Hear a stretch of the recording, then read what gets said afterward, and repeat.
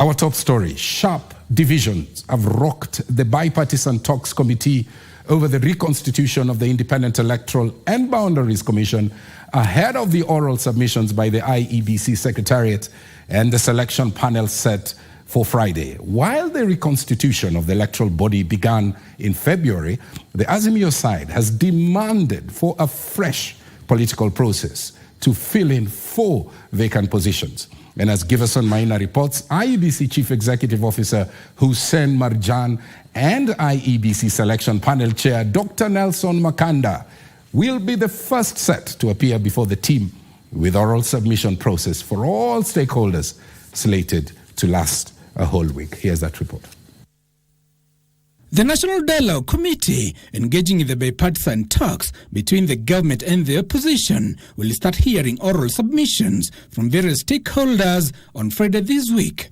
And as the committee prepares for the process, sharp divisions have emerged within its ranks over the reconstitution of the Independent Electoral and Boundaries Commission. The reconstitution of IEBC began in February after President William Ruto gazetted the Dr. Nelson Makanda-led selection panel. Azimio, on the other hand, have stuck on their guns that the reconstitution must be akin to the inter-parties parliamentary group process. The Dialogue Committee has admitted that it is yet to find consensus on the matter and is therefore not certain on the way forward.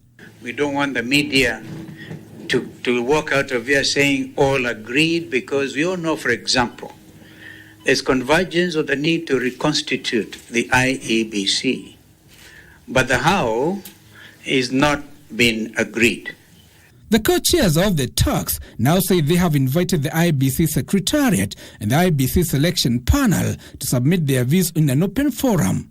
Among those groups that we'll be inviting this Friday is the secretariat of the IEBC, with the working group on the 2/3 gender rule, the working group as established by the ministry, and the IEBC selection panel as established by statute. We shall be engaging with them beginning this Friday, amongst other groups.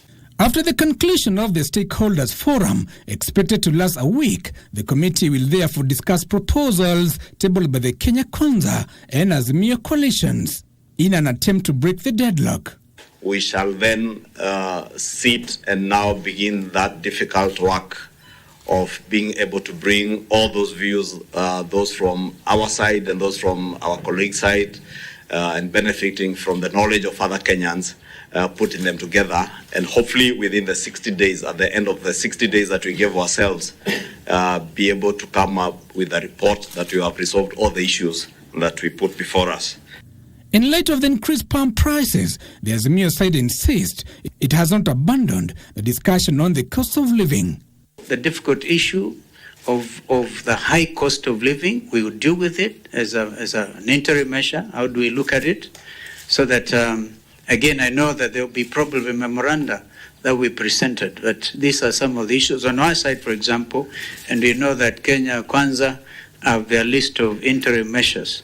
The National Dialogue Committee has prioritized matters reconstitution of the Independent Electoral and Boundaries Commission, even as the IEBC selection panel and the IEBC secretariat are set to table their views this Friday. Giverson Maina, Prime Edition, at the Bomas of Kenya, Nairobi.